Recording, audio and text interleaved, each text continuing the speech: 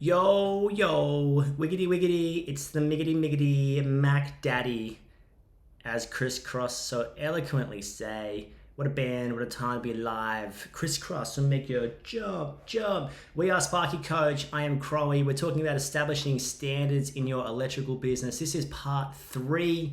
And I just want to encourage everyone, if you don't know what you stand for, you will fall for anything.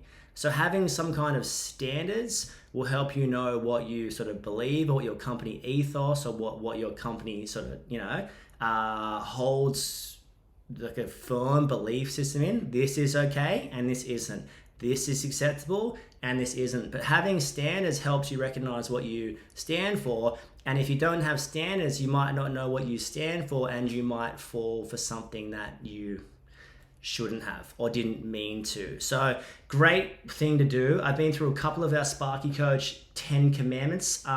We've been through hard work is the enemy of smart work. That should probably be hard work can be the enemy of smart work, or hard work could be the enemy of smart work, because sometimes you can work really hard and running around like a crazy person, and you recognize maybe you're not making money, or you recognize that you're putting out all these spot fires. You're like a professional fire extinguisher person, aka fireman or fire person, and you just run around in circles. Or you can be really busy, drive from job to job, to place to place, to space to space, and get to the end of the day and you've got 3 billable hours in an 8-hour day or 10-hour day, and you can be working really, really hard and really, really busy, but you might not necessarily be billable. And there's a really clear distinction between busy and billable. And if you're in the office as well, full-time, you'll know that or office or site, you'll know that there's 8 hours and there's 8 hours. As Lionel Hutz from The Simpsons says, there's the truth and there's the truth. There's different things. There's 8 hours of quality, uninterrupted, same site work, or maybe you're really focused and you set your calendar, if you're in the office, of task 1, task 2, task 3, here's where I'm going to return phone calls, this is what I do. And there's 8 hours of just putting out spot fires. Yeah, I'll go there. Yeah, I'll do this. Yeah, I'll come back. Yeah, I'll do that. And you end up being just Raiden from Mortal Kombat, just appearing. Remember Raiden down up on Mortal Kombat, Super Nintendo? Guys, come on. Just you press down up and he would like teleport to the other side of the person, then you bam, crack him in the back of the head. Don't do that, by the way. This is Mortal Kombat. This is just a game. It's just a game. And I want to encourage you on Street Fighter 2, do you know who would you be right now? Definitely probably not E Honda, probably going to rock Ken or Ryu. Anyway, we digress. We're always digressing around here. We digress. Back to it. So we've done hard work is the enemy of smart work. We've done no pay, no stay. We've done always put yourself in the client's shoes. I want to try and get through 1 or 2 today. We'll see how we go. See what's going to happen. And this is what I want to say. This is one of our 10 commandments. Be yourself unless you're a dickhead. It sounds like it's contradictory, but go with me. Be yourself unless you're a dickhead. So when we're saying that, I think it's really important that people have the opportunity to express themselves. It's really important. If you've got a lot of energy, that's great. If you're the person of a man or woman of few words, that's great. I think it's important to be true to yourself and your own value system and your own personality, and that's what we want in you. That your business, for a stage when you're building your business, is you. So it's like, who are you, and do you know who you are? And it's okay to be who you are. And it's it's really cool when you see people get confident and they start I don't know, maybe they're funny, or maybe they're articulate, or maybe they're sensitive, or maybe they're super kind or super thoughtful. When you see someone flowing in their natural sort of giftings, it's absolutely beautiful. When you watch someone do something that they're just good at naturally, it's just awesome to watch. And when you do something that you're good at just naturally, and I want to encourage you, remember, try and find out what that is. There's a stage of business where I felt like I was personally just a bit lost, and I was introducing myself as, hey, I'm Greg, I've got 10 staff, and then I was getting walked all over because I was probably too soft, and then I had to have that big revelation that kindness is also being kind to myself. I'm being kind to everyone else. We're paying the staff really well. We're looking after the clients. We're putting ourselves out over here, but it's the expense of me at sometimes. It's at the expense of my time or my energy or my efforts or my money, and I can get a bit stronger in that area and communicate with tenderness and kindness and care and a bit of love, and it doesn't have to be emotional. So it's a point where kindness is a fantastic trait, but you've also got to remember to be kind to yourself. But what we preface this, and we have a pretty serious no dickhead policy around here, mainly because I want to enjoy going to work, and Cam wants to enjoy going to work, and we don't really want to deal with people that maybe aren't very nice. It's probably like you as well. You don't want to deal with the clients that are really difficult and really hard. And I think why we said be yourself unless you're a dickhead was basically so you would know that you are always growing as a person. You're always getting better as a person, and you're always learning. So what's going to happen is, the problem with just be yourself is some people can just be like, oh, that's my truth, or like, I've always been like that. Well, if your truth can change at the perception of what someone else says, or if I've always been an angry person, or I've always been like that, like, yeah, I've always been short fused, I've always been angry, I've always been difficult to deal with, they know I've always done like that, I've always, like, the drama is with saying something so vague like be yourself, that people can steer it in a way where it's not meant to. It's meant to be the beautiful version of yourself that's kind and articulate and thoughtful and funny and lighthearted and successful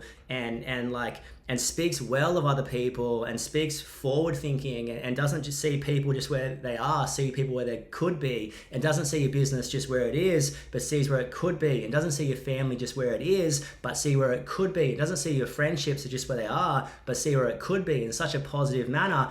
But if you're just like, oh yeah, I've always done it like that, I've always been like this, it's really taking the power off you to grow. And no one wants to be the angry person. No one wants to be the person who's always difficult to deal with, who's always right. Like, yeah, I've always been arrogant. That's just like, you just got to be yourself 100%, but you've got to always get better, and you've got to always get better. I'd encourage everyone, like, no matter where you're at, you can always get better. You can always get a little bit more thoughtful. Just recently, it's been brought to my attention how much I actually interrupt everyone. And I'm like, oh my gosh, wow. Like, when you look at it from the top down, it's probably just that I feel like what I've got to say is better. And I'm like, that's full dickhead territory I'm settling into. I'm probably just really overexcited and just want to talk. But it's coming across like not great. And I was like, okay, sweet, conscious effort, listen. Now you can only get better when you know what you're doing not so well. So I encourage everyone to be self-reflective and have someone around you who can point out, like, hey, this is the importance of sort of mentorship, or the importance of a good partner, or the importance of good friends, or the importance of being in a great community, where someone can be like, hey, I reckon you could get better here. Hey, I reckon you're leaving a bit of fruit on the table at this point. Hey, I reckon that you're acting like this, but this just seems a bit out of character. Is everything okay? So get some good people around you and 100% be yourself. And I think one of the biggest caps of the business is you. And one of the biggest ceilings you hit in a business is not just you, well, it is you, but it's your thinking, your attitude, like your vision. It can really hit a bottleneck. And sometimes we can sacrifice in business what we want most for what we want now. Now, let me go with me here. Sometimes we can sacrifice what we want most for what we want now. We had a live event in Hayman's Currumbin last night. Thanks to the boys out there for having us, and I went for a beer at Bolter after it. Actually, nice little brewery you got up there, and it was fun. It was super fun times, and I was just speaking to the group we had, just sharing that, like, what do you want? Like, what did you start a business for? And chances are, it was really interesting. Everyone's like lifestyle and jet ski. Like, if you're a jet ski burners and burnouts, I want some 22-inch rims. Like, everyone's got all these nice answers, and like, a minute or two later, someone's like financial freedom, and it's like, everything you said at the start, the jet ski, the rims, everything 50 Cent sings about, their house, the pick up the kids from school, like they want to be able to help the community, whatever you're passionate about, everything you said sort of comes back to money.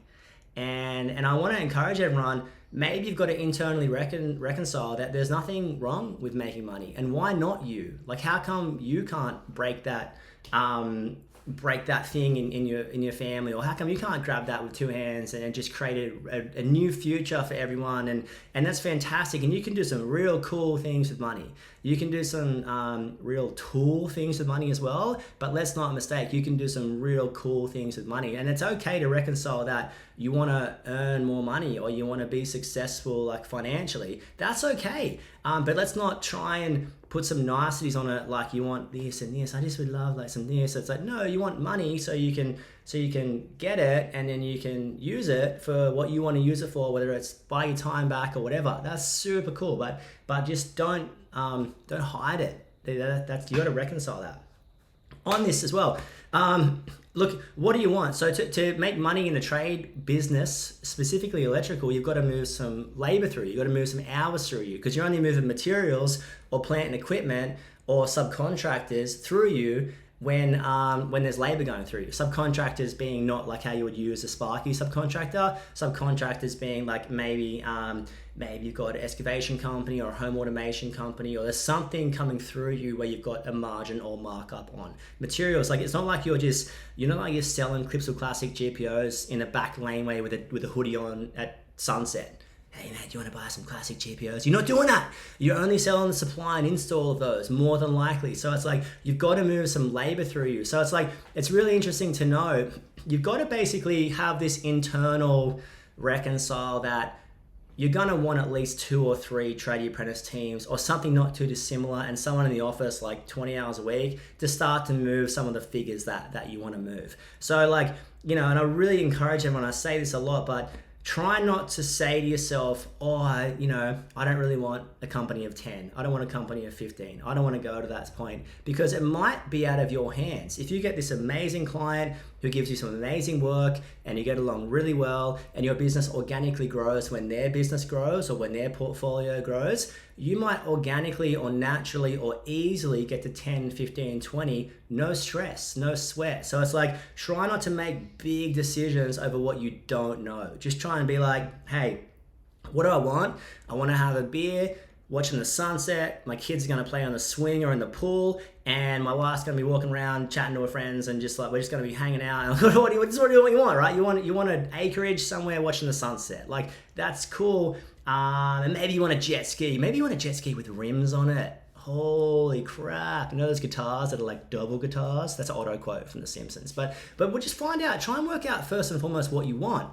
And what you want is probably specifically linked to money, and time is specifically linked to money. Things are specifically linked to money, and doing good things in the community is specifically linked to money, more or less. Because imagine if you did really well and you were really passionate about a cause, whether that was like fixing a river system up or establishing a new preschool or something about the next generation. Like, imagine doing really well and being able to invest in the things that you actually care about. That's super cool. And that's what you can do when you're earning some good money. So what do you want? You want some sort of labor to go through you, but it's amazing what you want is that, but what do you want right now? You've got to put out that spot fire. So you go and drive around and put the spot fires out. What do you want right now? You want someone to answer those 10 phone calls. What do you want right now? I've got to do invoices over the single weekend. So I'm just going to get in there and do it. And what do I want? I just got to stay up till 10 o'clock and do this quote, because it's going to solve my right now problem, but it's not going to get me what I want.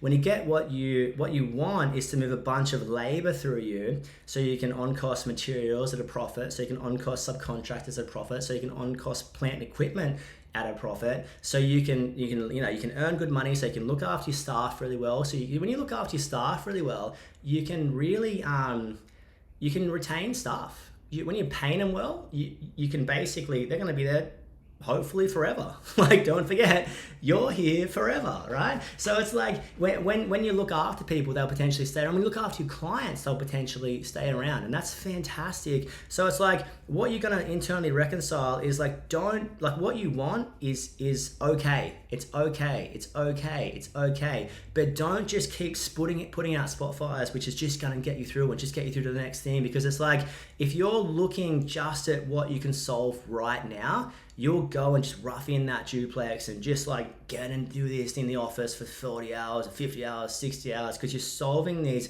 right now problems. The right now problems don't really go away. They just stay. And if you can get some vision, so it's like, what needs to happen right now? Rough in a duplex, punch out 17 quotes, whatever. But where do I want to be in 12 months' time? I want 2 additional tradie apprentice teams or whatever. Okay, sweet. That's going to come with additional admin. Maybe I need to hire. Maybe what I'm doing right now, putting my head down, bum up, and just maintaining.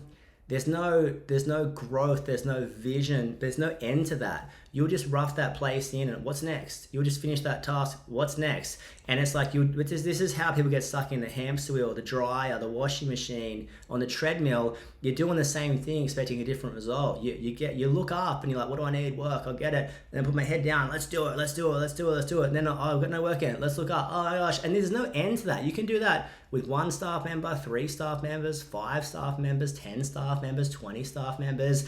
And just when the money starts to come in, that's not necessarily going to guarantee happiness either. Money doesn't have a direct link to happiness. In fact, it's sometimes quite the opposite. So it's like, once you get what you want, what do you do then? And I want to encourage everyone, like, find out what you like. Find out what makes you happy. Find out what makes you tick. Really try and understand yourself and really try and go there and be like, what am I hoping to achieve?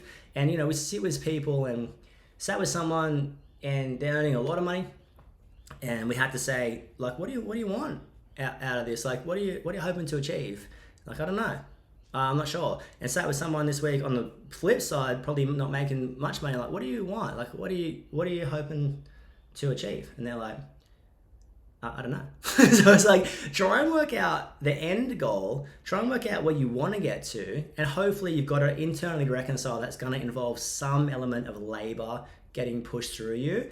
If you want to stay just a one man or one woman or one person band, you might just want to go back on wages. That's just the reality of the numbers side of things. But if you want to earn X amount of money and do X amount of things and have some goals. Like, do you want to pick the kids up from school or drop the kids off? Do you want to just focus on this? Do you want to get this type of client? Like, what do you want? What do you see 12 months from now?